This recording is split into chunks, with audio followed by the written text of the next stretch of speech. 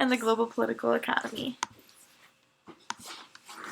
Feminist approach to global economy.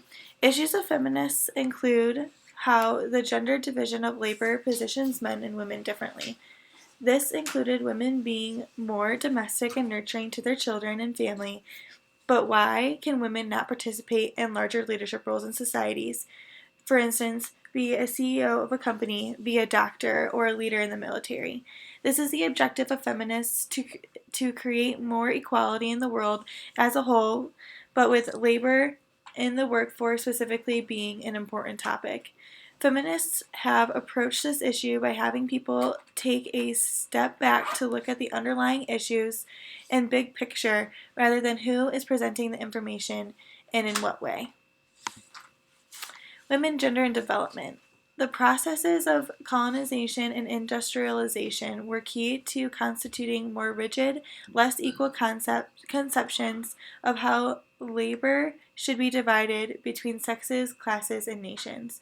In the Western gender division of labor, it included countries such as the Americas, Asia, and Africa.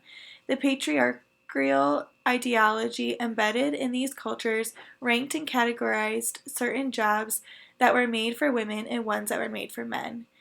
They were labeled. For example, women in Africa farmed, and that was exclusively the women's job to harvest the crops, whereas the men, it was their job to plow the fields. Another example would be that men owned land and were the head of the household, whereas women owned nothing. As time went on, women were introduced into the workplace, but severely taken advantage of.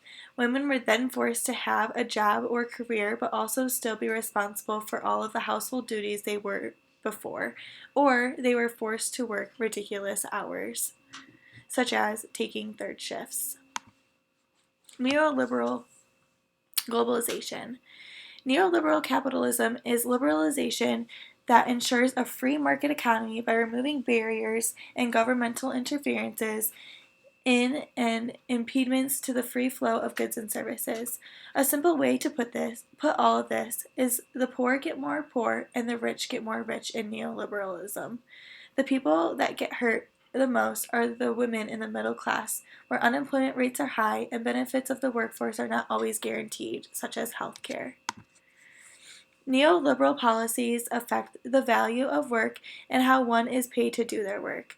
By deregulating and eliminating barriers, it is allowing for more and more expansion.